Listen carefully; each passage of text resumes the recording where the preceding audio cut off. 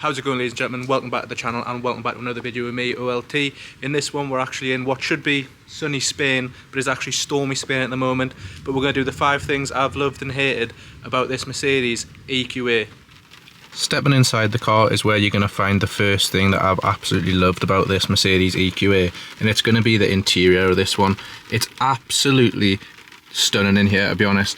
Obviously the new Mercedes now have this A-class style interior throughout the whole model range, with the digital driver's display and the infotainment system over to the right, and I just think it's absolutely beautiful in here. The colours, the quality of the screens, everything just flows so nicely in here, from the ambient lighting all the way to this star emblem that Mercedes have put throughout the inside of the cabin, especially over here. I didn't think anything much of this when I first got into the car, but on this little dashboard sort of, not display, but placard on there, in the night, these little star emblems with the Mercedes sign, they do start to light up. So you will see, you might not be able to pick it up on camera now, they do have a blue tinge to them in the middle, and during the night the ambient lighting strikes against that and it spells out EQA along there, and it just looks absolutely beautiful. So for the first thing that I've absolutely loved about this Mercedes EQA is going to be the interior design. Everything about the interior of this I've really enjoyed. It's got that nice futuristic look to it. It's functional, it's dynamic, and it really sets this car apart from the other electric competitors across the range. And I do think bringing the natural Mercedes facelift into this car has worked wonders. The second thing that I love about this car then is actually going to be that Mercedes have an app on your phone which lets you preheat or pre-cool the car. So say, for example, I'm in Spain at the moment. I know it's stormy and rainy at the moment, but there has been times when I've had this car and it's been 32 degrees. So to get on your phone and pre-cool the car, so when you're in it, it's nice and fresh, the aircon is cooled right down, and it's made this car a lovely place to get into. It's absolutely perfect. Alternatively, back home in England, in the winters it gets freezing, so when you want to wake up in the morning and get straight into your car, be nice and toasty for that drive and commute to work, you can do that. You just go on your phone, set up the car to preheat itself at a certain time to a certain temperature, and you've got that all boxed off. So that is the second thing that I've loved about this one. The way you can preheat the temperature inside the car is just absolutely amazing for this one. The third thing I've loved about this Mercedes EQA then is actually going to be the whole design of the rear of the car, and I'm going to show you specifically what I've loved about it. So to start with then, this whole back light is one big light bar, and I think that looks absolutely amazing, especially in the night. But even when it's not lit up, I think it really adds a nice feature to the car, in the way the lights wrap around the shoulders make the car look a lot more staunch and aggressive than they need to. You then got the vents that have been added on the side here, as you can see from the AMG line. They really give that car a sporty vibe, even though it's electric. And the final thing I think that's a great addition to this one is going to be the diffuser along the bottom. Obviously this car does not have any exhaust being electric, but adding that diffuser, the vents, yes, the vents are fake and the diffuser's fake, but it just gives it that appeal, and it makes it look a little bit more aggressive, a little bit more sporty. And I think that overall this back angle of the car makes it look a lot more aggressive than it actually is, because it's not necessarily an aggressive car to drive or anything, with it being electric and sort of a compact SUV, but it does make it look bulkier, sportier, and a bit more beefy, and I think that really works well. Just that light bar as a whole I think really stands out, especially as you can see that it wraps around the shoulder on the side of the car, and the design of them as well, really nice there. I'll throw in some shots in the dark when that's actually lit up, but I think as you can see through the day, it still really highlights how nice the back of the car is.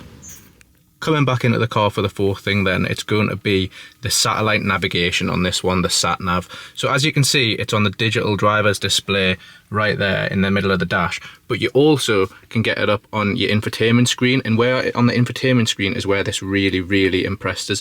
So if you open that up, you'll see you get this nice 3D view of everything, and this has absolutely no lag whatsoever, as you can see on there. Zoom in absolutely wherever you want, any street, and you can find absolutely anything. Like, that is just, yes, I know it's not Google Maps, but that is just brilliant to me. I think that is absolutely fantastic. But the way that this really takes off and really impressed us compared to other sat navs in other vehicles, whether that be combustion engine or electric cars, is the fact that when you set a location in on this, it's going to give you the best route to go for a few different reasons. It'll give you the fastest route, as in the most direct route you can take.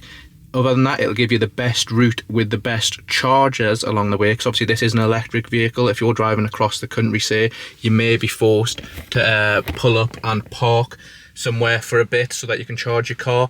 It's going to give you that route as well. So for example, if I was back home and I was in London and I wanted to drive home to Newcastle, it would give me the most direct route and the best route to take for that route. It would then give us the best route to take for the best chargers, and it incorporates the time of how long you might have to be out the car to get this charge back up in the vehicle. So say you were going to drive up from London, it would give you the best route to stop off in, say, York or Leeds, and it would tell you the charger, and it would add the time of how much charge the car will expect you to need to continue your journey up to Newcastle. So say you left with 100%, it'll take you up to Leeds. It'll say, right, that journey is going to take 2 hours to get you to Leeds, say. That's obviously just a rough estimate. 2 and a bit hours to get to Leeds. You then need to park the car and charge it for 30 minutes on a certain charger, and then the rest of your journey is going to be an hour and a half back to Newcastle. It'll incorporate all that time into one, so you don't have to think in your mind, right, well, if I set off at 9, what time am I going to get there? Because the car's satellite navigation will do that all for you. So that, I just thought that was fantastic. To tell you the best routes to take with the best chargers and incorporate the time of charging the car back into that is just spot on, and it really makes your life simpler. So that's the fourth thing that I've loved about this car. The fifth and final aspect of this car that I've loved then is going to be the fact that they've kept the AMG steering wheel in this one, regardless of it being an electric car. This is the AMG steering wheel that you'll find in all AMG models in the full combustion engine versions, and I just think that is a fantastic inclusion by Mercedes. This wheel is absolutely beautiful. The design, the functionality, everything about it just really, really works. As you can see there from my eye line, you've got that perfect display through to the digital dash. It doesn't hinder anything, it doesn't block anything, and it really, really works. You've got all the functionality for You have not subscribed to this service. To use it, you first have to activate the service in the Mercedes-Me app. You've got all the functionality on the steering wheel here, so as you can't really see with the light in there, that's a bit better.